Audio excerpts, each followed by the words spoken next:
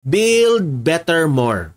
Sa panahon ng kampanya, yung ating presidenteng Bongbong Marcos, lagi itong binabanggit na pagkatapos ng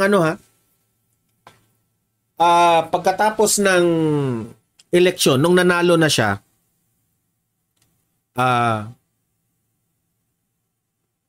biglang nagsulputan itong Build Better More. Nasabi nila mismo ang administrasyon ni PBBM, nagsasabi na ito raw ay mas matindi pa sa build ni former President Duterte. Sa mga napansin ko dati sa mga speeches ni PBBM, sabi niya, yung build ni former President Duterte will become build better more. Meaning, doblehin raw kung ano yung itinatayo ni former President Duterte dati sa build, idodoble nila. Kaya nga, sinasabi nila, build 2.0 raw. Ito yung mga pautot ng mga tambaluslos vloggers. Build better more. Ngayon, tiningnan ko, kasi 3 years na, di ba? Magti 3 years na yung panunungkulan ng ating administrasyong Marcos. So, tinitingnan ko ngayon sa balita kung ano na ang nangyari sa Build Better More. ano na nangyari dito sa Build Better More? Yung mga tanso at mga loyalista at mga tambaluslos vloggers, galit na sa akin. Alis nga kayo dito. Huwag kayong manood dito. Alis kayo. Pero, hindi ko naman, itong mga nanonood na mga galit sa akin, hindi ko kayo pinipilit na maniniwala sa akin. Makinig lang kayo sa akin. Pero kung ayaw, hindi nyo matanggap, ialis kayo, di ba? Kasi lahat dito, welcome. Maloyalista ka man, dilawan ka man, DDS ka man, welcome kayo dito sa aking vlog. Walang problema. Magbigay ka lang ng argumento mo, dedebatihan natin yan. Hindi naman, kasi hindi kami kagaya sa inyo na sarado ang isip. Yan ang totoo. Okay? Baliktad pala ang ibig sabihin ng Build Better More. Lahat wash out ang project. Oy, Miss Butterfly, magagalit yung mga tamba dyan, no? Ngayon, yung Build Better More, dodoblehin raw. So, ngayon na nagti 3 years na itong administrasyon na ito, wala akong napansin na sa mainstream media na may naitayo na mga infrastructure project, yung mga skyway, wala talaga akong nakikita. So, sinabi ko, baka hindi ito binalita ng mainstream media. Baka, pero in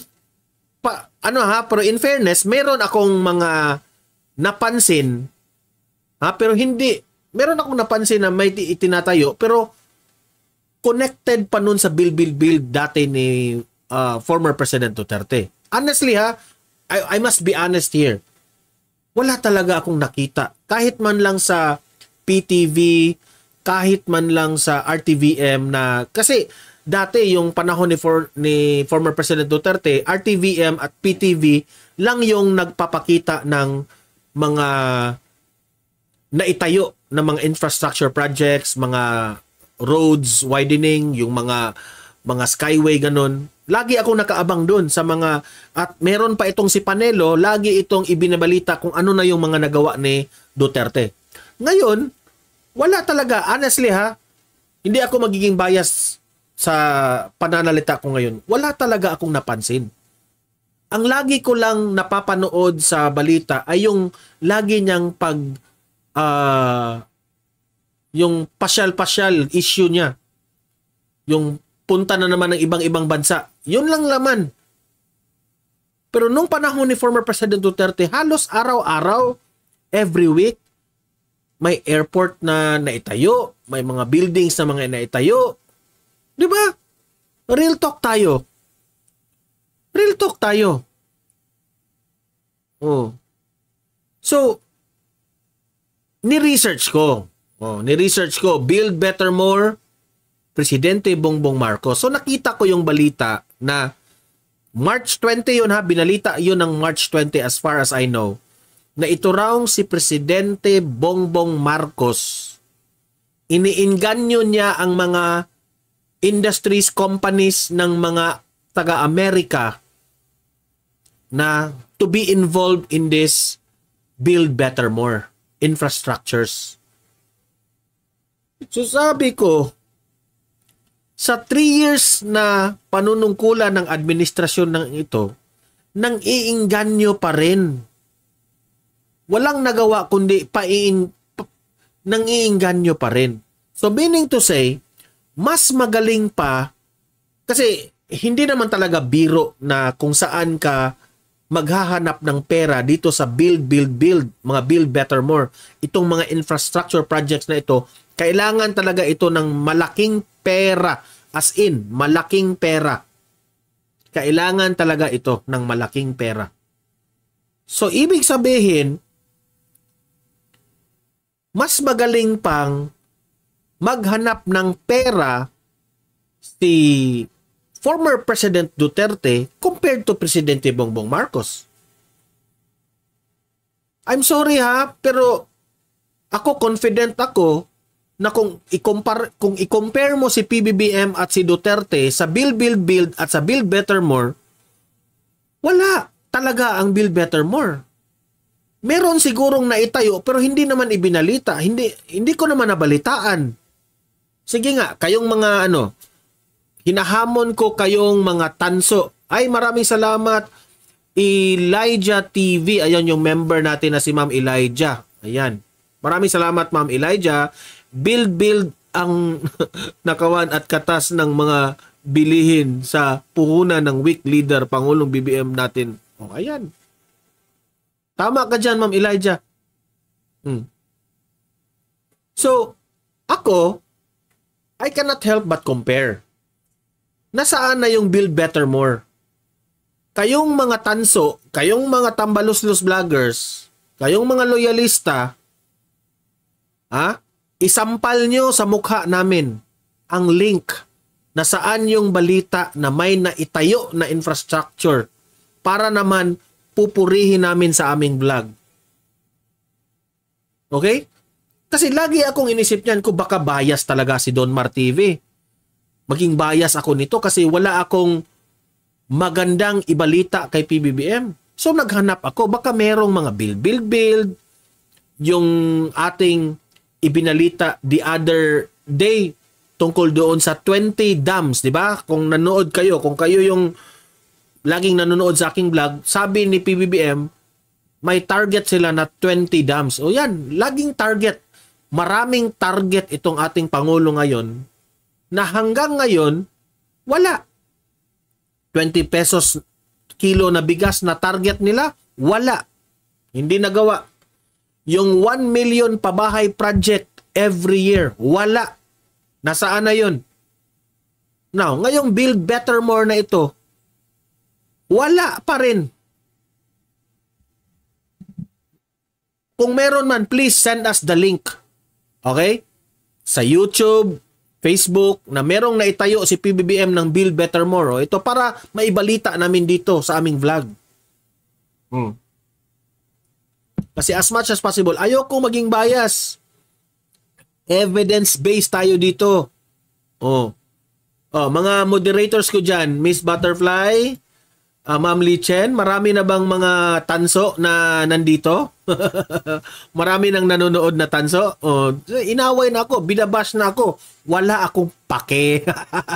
Kung ibabash nyo ako dyan, sampalin rin ako mga bla, wala akong pake.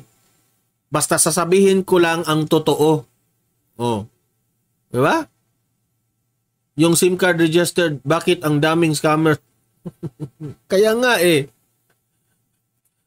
Diba? The Ghost, Donmar, possible bang bawiin ng gobyerno ang ibinigay ng dating Pangulo ng kasalukuyang gobyerno? Binawi kasi ng DAR ang ibinigay ng certificate at landowner ng mga katutubo sa ATI sa Boracay. Yan ang problema. Narinig ko rin yan na balita na yan. Kasi tayo dito sa Pilipinas, paiba-iba kasi yung leader, di ba? 6 months. Yan ang problema natin. Kasi some of them, babawiin nila yan kasi kapag hindi nila nagugustuhan ang panunungkulan ng isang gobyerno, babawiin nila yan. Kung ako yung landowner, dinonate ko ito sa gobyerno. Kasi alam ko maganda ang patutunguhan nitong dinodonate ko na land area. Pero nung nag-iba na tayo ng government official na hindi na maganda ang pamamalakad, binabawi na. Di ba? Di ko lang alam ang mga legalities nito kung pwede ba yung gawin na babawiin nila. Okay? So, ganyan ang siste. Mapapansin at mapapansin talaga ang isang gobyerno, ang taong bayan, hindi maiiwasan na mako-compare yan sa previous administration. Yan ang katotohanan. Sapakin ang mga tambaluslos kampon. Florinda Fenwick. Miss Butterfly, pautot lang nila yan. Yung SIM card ko nasa bulsa ng Kongreso ang pera. 200 likes. So, ito yung ating napansin, guys. Itong Build Better More. Now, Mr. President, baka sabihin mo ako, naging bias ako, pinupuna ko yung Build Better More. Mr. President, alam ko namang hindi ka nanonood sa aking vlog. Sino ba naman tayo panoorin, di ba? Pero kung aabot ito sa kanya, itong mensahe ko, mas mabuti. Ang masasabi ko lang, Mr. President, itong Build Better More mo, Mr. President, ini-encourage ka pa rin namin, taong bayan, na pagbutihin mo pa. Pagbutihin mo pa, Mr. President, kasi sa amin rin naman re-reflect ito kapag maging successful itong Build Better More. Pero honest to goodness, Mr. President, mas hindi kasi namin napapansin na nakikita namin na merong Build Better More. Honestly, Mr. President. At isa pa itong nangyari ngayon sa atin with China. Mr. President, ang taong bayan, as much as possible, Mr. President, gumawa kayo ng ibang hakbang, ibang strategy na hindi mapapahamak ang Filipino people. Hindi mapapahamak ang ating future. Okay? Kasi kung meron pang mas mabuting strategy, Mr. President, gawin ninyo. Huwag lang makipagbakbakan sa China, Mr. President. Kasi naaawa tayo sa mga sundalong ito na meron itong mga pamilya, mga anak. Ang buhay natin, Mr. President, ay isa lang. Kapag mawala na yan, walang-wala na talaga yan. I hope you value the presence of life, Mr. President. Kasi yung life, yun yung unang dahilan bakit nandito tayo sa mundong ito, Mr. President. Kaya, Mr. President Bongbong Marcos, please value life. Gawin mo yung mga bagay na maka-benefit ng taong bayan, Mr. President. Yung mga pasyal-pasyal mo, Mr. President, if you think na hindi ito nakakatulong ng taong bayan, iwasan mo yun. Kasi wala kaming magagawa Presidente ka namin. So we have to respect you. We have to encourage you na butihin mo pa. Kasi let me remind you, Mr. President, na ikaw yung binoto namin, taong bayan, dahil sa mga pinagsasabi mo noong panahon ng kampanya. Look back what you said during the campaign, Mr. President. Look back what you said and realize those things, Mr. President.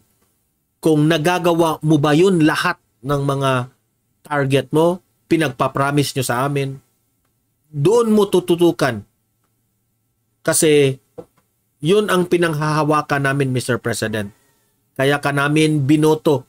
kaya ka naluklok sa Malacanang, Mr. President.